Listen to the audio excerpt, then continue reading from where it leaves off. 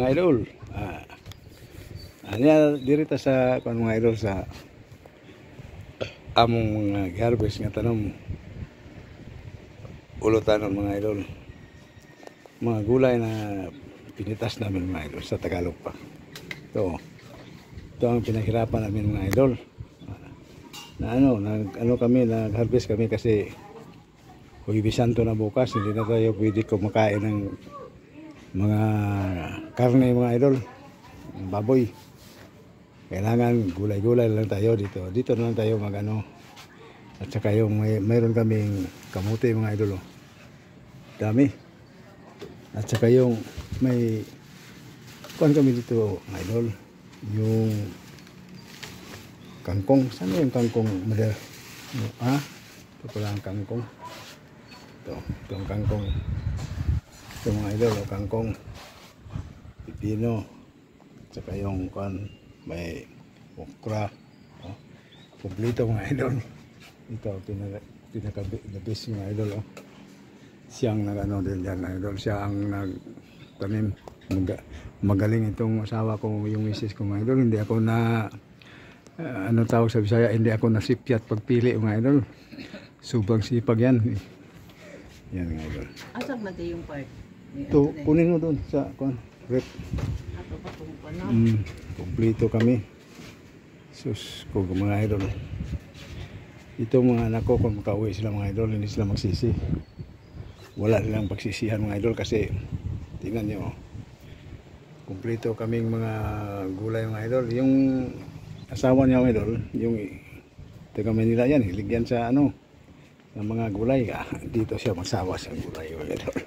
Kasi yung mga kuan niya, anong tawag yung ugangan mga idol, masipag. Talong. Sus ko Ginoo mga idol. Hasway kayo mga idol.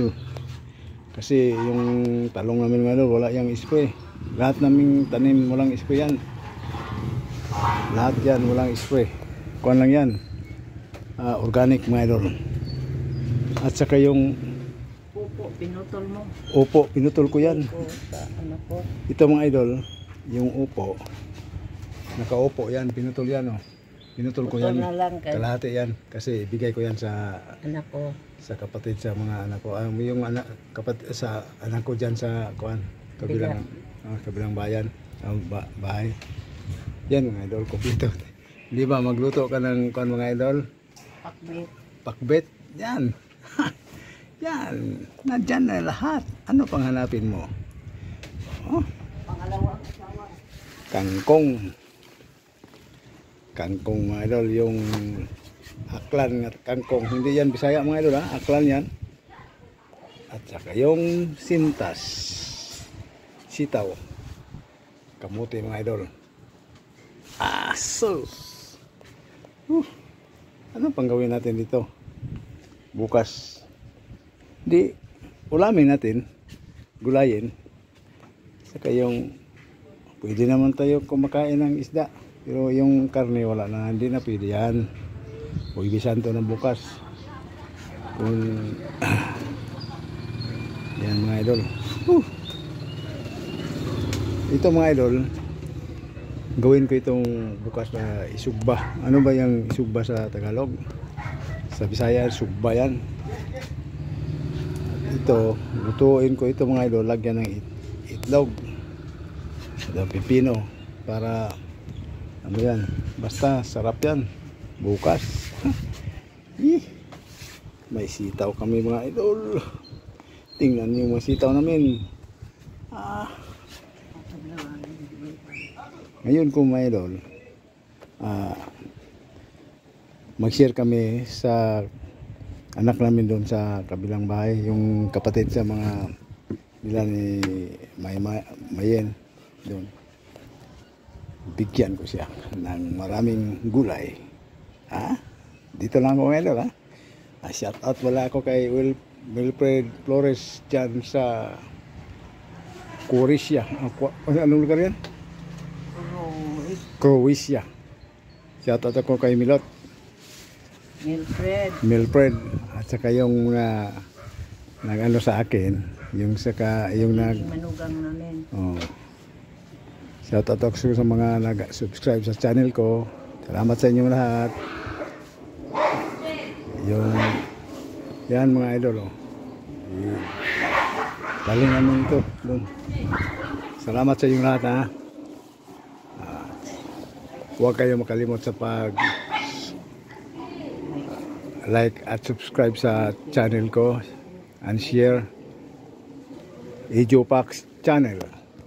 Palaging ganito lang. Maraming salamat sa inyong lahat. At saka ito mga idol, kahit ganito lang ipakita ko sa inyo palagi, kasi ito wala naman itong makasira sa katawan. Hindi para sa yung mga baboy, mga karne dyan, high blood ka, ito sarap ito, gamot ito. Kahit di ka makakain ito, makakita ka lang sa video ko, parang maalis na yung high blood nyo. Ito ang palagi pagkain namin. Oh, ito ang palaging pagkain. Ako mga idol, 70 na ako mga idol, pero hindi pa ako masyadong katulad sa iba na ano na dyan. Yung misis ko, 72 na yan eh. Pero, oh, nakatanim pa kami mga gulay. Tingnan nyo. Kung palagi pa kami nakain ng mga pagkain na bawal, wala na. Rest in peace na siguro kami mga idol. Pero ngayon mga idol, ito lang mga gulay na ito mga idol ang nakatulong sa amin. Sa totoo lang. Palagi kami kakain ng ganito. Kahit ginamos lang ang ulam mo, basta mayroon kang ganito mga gulay, okay na yan. Salamat mga idol. Thank you. Salamat. So ba dito direp niya. Alangan po dili niya kaon ito ni. Okay mga idol, thank you. Salamat. Huwag kayong kalimot. Ibisan to na bukas. Okay, thank you. Salamat.